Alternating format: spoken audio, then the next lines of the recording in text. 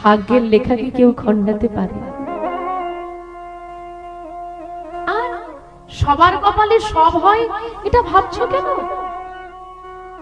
যে ভালো গান গাইতে পারে সে কি নাচতে পারে? যে বিদেশ ভ্রমণ করতে পারে সে হয়তো ভালো আঁকতে পারে না। যে ভালো কথা বলতে পারে সে হয়তো চোখে দেখতে পায় না। এই জগতে তো কেউ পরিপূর্ণ নয়। কেউ পরিপূর্ণ আছে বাবা? কিছু না কিছু কমতি তোমার থাকবেই। আর মা, ভাবছো কেন সে ডাকা? আশীর্বাদ করো না।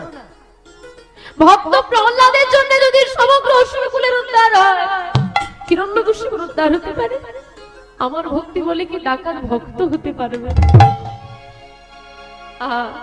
দেখেছো ভক্তের কেমন পরিকল্পনা? এই পরিকল্পনা যেন সবার হয়, এমন মন যেন সবার হয়। পাই না বাবা, আমরা নিজের স্বার্থ দেখি।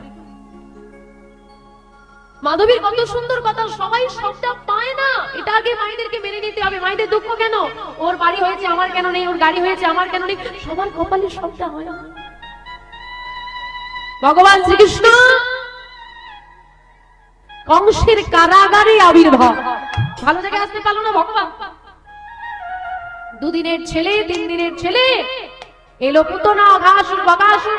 11 বছর বয়সে বৃন্দাবন পরিত্যাগ করে কংস মামাকে বধ করতে হলো। যে বৃন্দাবনকে তিনি প্রাণের থেকে বেশি ভালোবাসেন, তাদেরকে যারা তিনি বাঁচবেন না, থাকতে পারবেন না, তাকে যেতে হলো বৃন্দাবন ছেড়ে মথুরায়। তারপর দ্বারকাধীশ্বর সারা জীবন বৃন্দাবনের জন্য তিনি কেঁদে গেলেন, কিন্তু কোনোদিন বৃন্দাবনে ফিরতে পারলেন না। তিনি কি চাইলেন নিয়মটাকে পাল্টে বৃন্দাবনে আসতে পারতেন না? আসতে পারতেন, কিন্তু আসেন।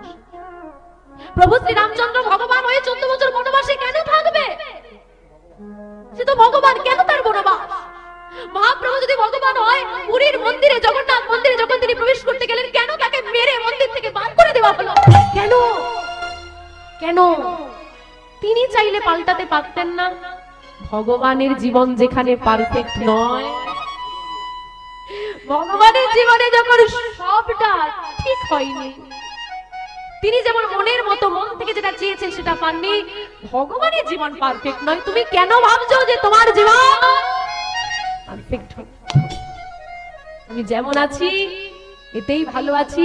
যদি কেউ এটা স্বীকার করে নিতে পারে, তার মতো জগতে সুখী কেউ নয়। সৌভাগ্যবতী বা সৌভাগ্যবান সে নয় যে জীবনে সব পেয়েছে। সৌভাগ্যবতী, সৌভাগ্যবান সে যে নিজের জীবনটাকে স্বীকার করতে পেরেছে।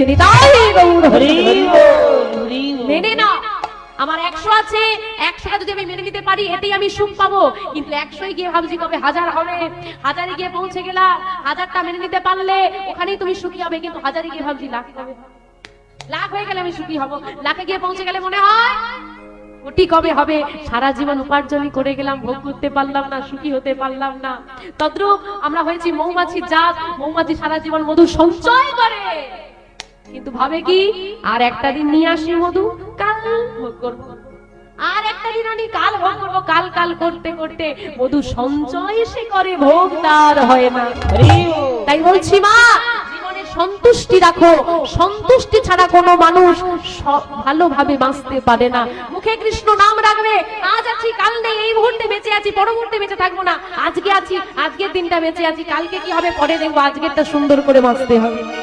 তাই বলছে মা, কি করতে হবে? ভগবানের জন্য হৃদয়ে ভক্তি, চোখে জল থাকবে, মুখে হাসি থাকবে। এই মুখে হাসি আর চোখে জল নিয়ে গোবিন্দের সেবা করো, আর যেটা আছে তাতে সন্তুষ্ট থাকো। হাসি মাখা বদনে সবসময় যেন মুখে হাসি থাকে। ছলো ছলো নয়নে, হাসির মধ্যে গোবিন্দের কাছে গেলে কাঁদতে শেখো, কারণ চোখের জল ছাড়া তাকে বাঁধা যায় না। হাসি মাখা